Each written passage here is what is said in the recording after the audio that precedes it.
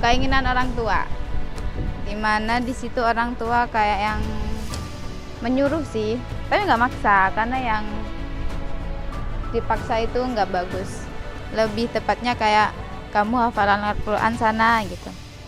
Dan alhamdulillah saya masuk FKORI dan bertemu dengan pengasuh yang sangat telaten menyimak saya dalam kurun waktu yang sangat panjang ini sampai di titik ini. Dan saya sangat berterima kasih kepada orang tua saya yang selalu mendukung saya dalam keadaan apapun. Jadi motivasi saya dalam menghafal Al-Quran adalah tekad saya sendiri ketika dulu saya memutuskan untuk menghafal. Nah, pada saat itu juga saya bilang sama diri saya sendiri, sekarang saya sudah memutuskan untuk menghafal. Jadi ditata niatnya, kemudian minta sama Allah supaya dimudahkan jalannya. Dan yang paling penting adalah benar-benar dan sungguh-sungguh dalam mengaji, karena ini bukan sekedar menghafal, ada tanggung jawabnya juga dan harus bisa istiqomah.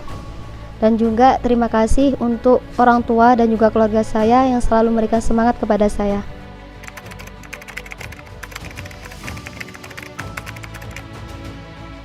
Karena saya sebagai mahasiswa, yang pertama yaitu mengatur waktu, karena jadwal kuliah itu tidak tentu, kadang pagi, kadang siang, kadang sore.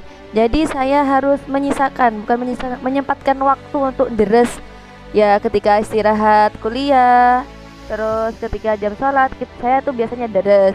Yang kedua, karena saya tim masak pondok, saya juga kesulitan untuk membagi waktunya, karena habis subuh itu biasanya langsung masak. Sebelumnya itu malamnya saya menyiapkan ngaji dulu. Setelah itu, setelah masak saya ngaji lagi untuk disetorkan. Hambatan yang saya rasakan lumayan banyak. Salah satunya yakni malas. Kalau sudah malas, ya untuk ngaji itu lumayan angel untuk masuk. Untuk yang kedua, ngantuk. Biasanya waktu subuh itu angel untuk nahan ngantuk. Untuk yang ketiga yakni tugas kuliah. Kalau sudah banyak tugas kuliah itu biasanya sulit untuk ngatur waktu. Yang terakhir, banyak pikiran. Kalau sudah punya masalah, kayak punya masalah sama teman, punya masalah sama orang tua, keluarga, itu biasanya ngaji dapat seayat, 2 ayat, itu kepikiran dengan masalah tersebut.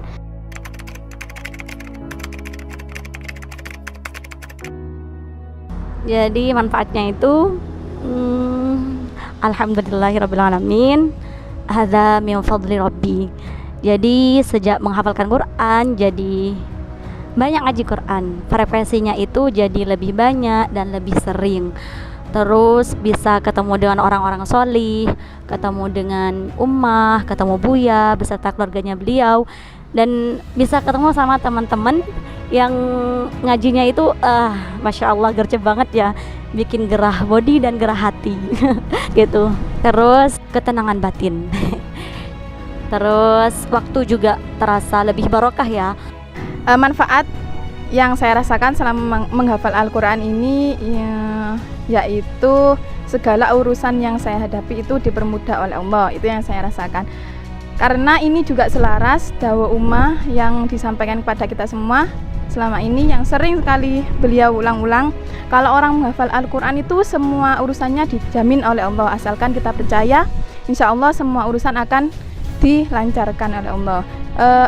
Ustazah saya dulu di pondok sebelumnya juga pernah menyampaikan kalau sejauh mana kita mengopeni Al-Quran, maka Allah akan mengopeni kita. Nah, itu juga yang membuat saya percaya kalau selama kita percaya pada barokah Al-Quran, kita akan merasakan semuanya itu dipermudah.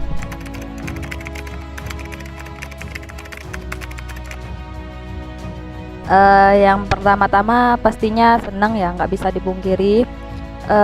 Yang selebihnya ya tanggungan, terbukti dari ya tanggungan untuk menjaga selamanya, terus tanggungan juga untuk mengamalkan dan mendalami isinya Al-Quran. Terus juga nggak nyangka sampai di titik ini bukti dari kehebatannya Al-Quran, kerennya Al-Quran bisa dihafalkan oleh saya, oleh kami yang banyak dosa, yang hafalannya juga masih amburadul, yang pokoknya nggak bisa dilukiskan oleh kata-kata. Yang saya rasakan setelah saya hatam Quran itu, saya merasa bersyukur. Pastinya saya bersyukur karena telah diberi kesempatan untuk sampai di titik ini. Walaupun sebelumnya saya merasa insecure, saya merasa kalau saya tidak mampu dengan kondisi saya yang sering sakit gini gitu. Tapi ternyata saya tetap ditargetkan sama Gusti Allah gitu. Jadi yang intinya saya merasa sangat bersyukur karena telah sampai di titik ini, dan saya juga merasa mempunyai amanah baru dan tanggung jawab baru untuk menjaga kalam-kalamnya ini gitu.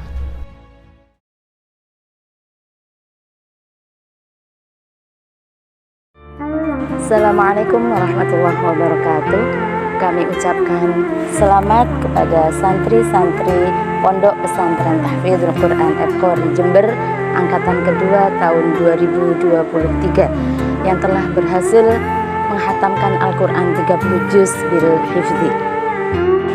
Mudah-mudahan hafalan Al-Quran yang sudah dihafal oleh santri Epkori ini bisa dijaga dengan baik hingga akhir hayat.